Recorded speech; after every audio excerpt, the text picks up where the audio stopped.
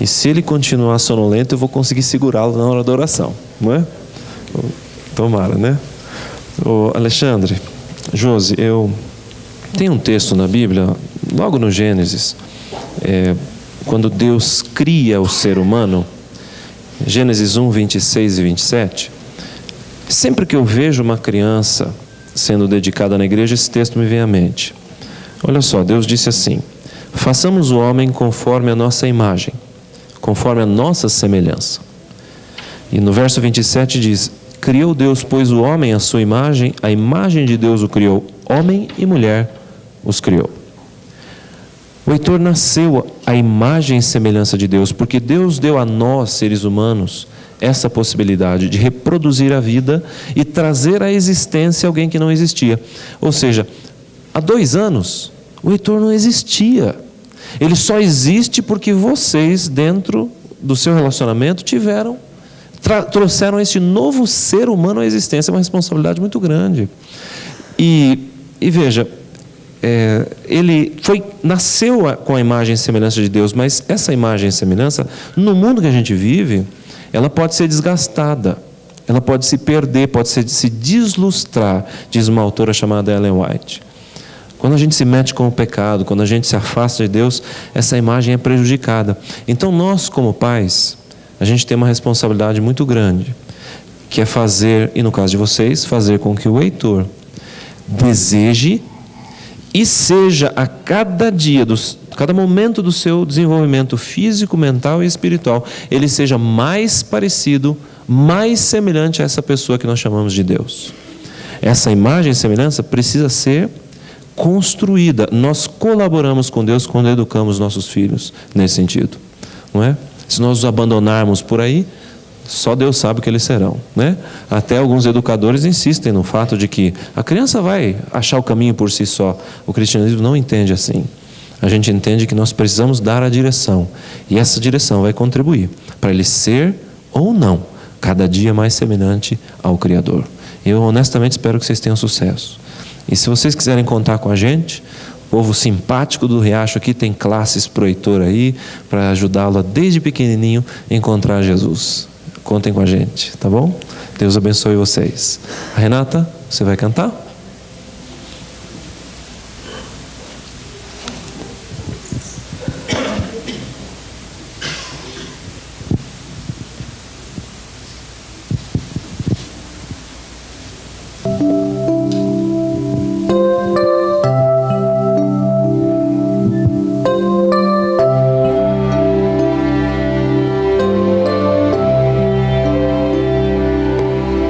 Que amor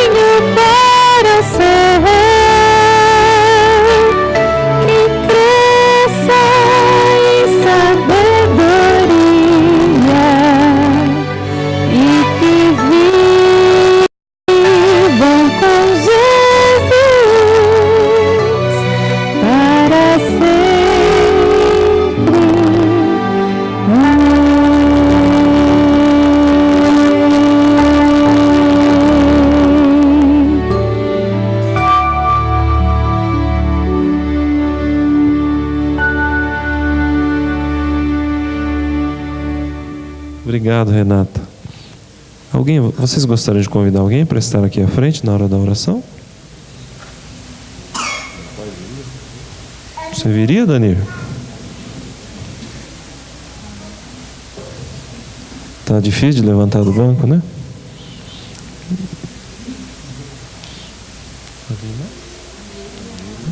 A Meire e a Zelinda. Vocês querem vir? Fiquem à vontade. Se quiserem, o casal gostaria que vocês estivessem aqui com a gente. É assim mesmo, né? Alexandre e Josi, assim que vocês gostam? É isso?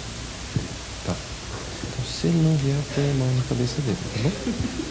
Nós vamos nos ajoelhar aqui e a igreja pode assumir uma atitude de reverência, porque nós vamos orar pelo Heitor e pela família. Vou tentar pegar,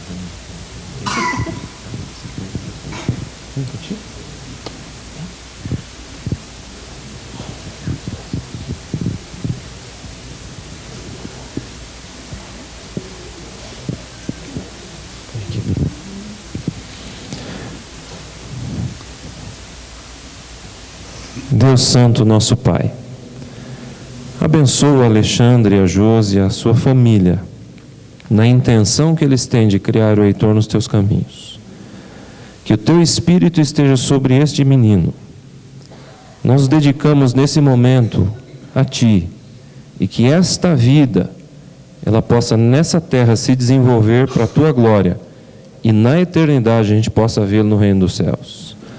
Portanto, abençoa esta criança, abençoa a sua família, e que eles tenham coragem e decisão para que ele seja educado e ensinado nos princípios do teu santo nome, da tua santa palavra.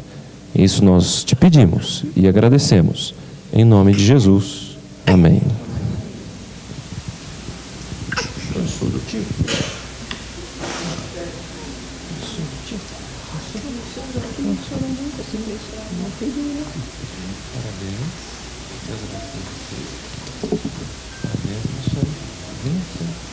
Estejam com a gente aqui, tá bom? Parabéns. Vocês vão receber o certificado logo mais, a secretaria vai preparar, tá bom? Tchau. Vamos orar? Você tem o capítulo 64.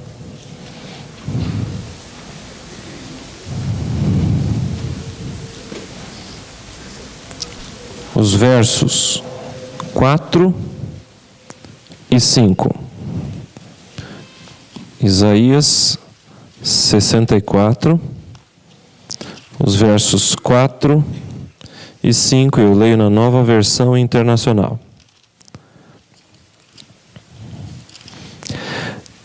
Desde os tempos antigos, ninguém ouviu, nenhum ouvido percebeu, e nenhum olho viu outro Deus além de ti, que trabalha para aqueles que nele esperam. Vens ajudar aqueles que praticam a justiça com alegria, que se lembram de ti e dos teus caminhos. Isaías foi um profeta em Jerusalém, um homem da capital. Enquanto Miqueias, seu contemporâneo, é conhecido como o profeta das pessoas mais simples, Isaías era um homem que lidava com gente de cultura. Segundo o pessoal que estuda o idioma hebraico, Isaías tem um hebraico rebuscado, difícil. Isaías se sentia bem à vontade nesse ambiente. Profetizou entre o ano 740 a.C., ou seja, há quase 3.000 anos, até o ano 687. Isaías era o tipo de gente, o tipo de profeta que condenava o pecado de uma maneira firme, mas sofria pelas tragédias que o pecador experimentava. Isaías é chamado profeta do Evangelho porque não há nada mais claro a respeito dos sofrimentos de Jesus no Antigo Testamento do que Isaías 63, por exemplo.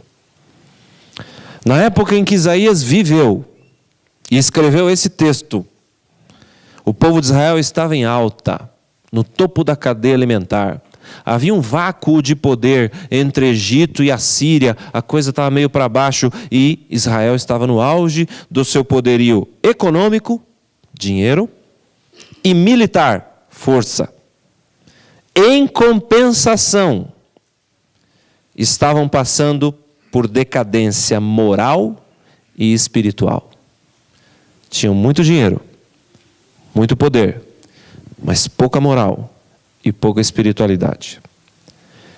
E aqui, Isaías, num dos seus textos poéticos, Isaías era um profeta poeta, embora a gente não reconheça a poesia no texto traduzido, mas Isaías era um profeta poeta, e num desses textos poéticos, neste em especial que eu escolhi, Isaías diz que Deus está disposto a interferir nas crises humanas. Mesmo que essas crises sejam em decorrência das nossas más escolhas. Desde os tempos antigos ninguém ouviu, diz ele. Nenhum ouvido percebeu, nenhum olho viu. Outro Deus além de ti, que trabalha para aqueles que nele esperam. E esperar não é fácil. O que é esperar por Deus? Bem, esperar, segundo a Bíblia de Estudo Vida, uma Bíblia que eu ganhei quando fui ordenado, há um recorte marginal ali que diz o seguinte: esperar em Deus significa confiar nele, ser fiel a ele e dedicar-se a ele.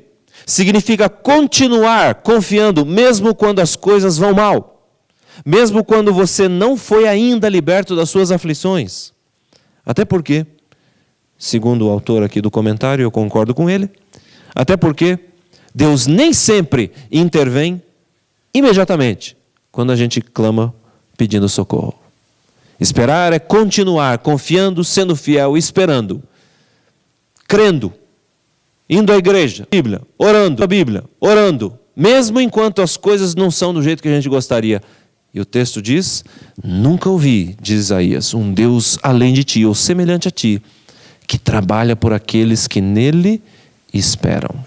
Mas esperar não é fácil. Esperar é uma ferramenta de Deus, creio eu.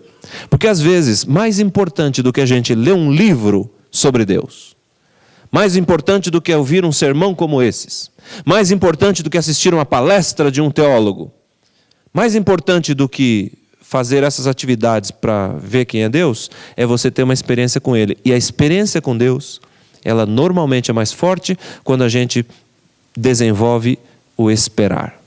Mais importante do que a coisa que a gente espera é o que Deus faz na gente enquanto a gente espera.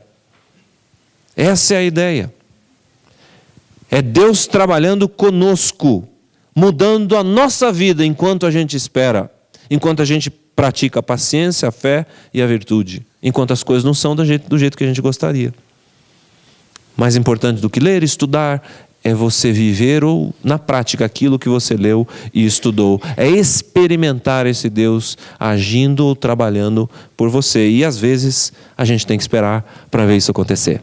Mas não é fácil. Não é fácil porque o mundo moderno não ensina a gente a esperar. Fala sério. Olha só, se você pedir uma refeição no Habib's e não chegar em 28 minutos, você não paga.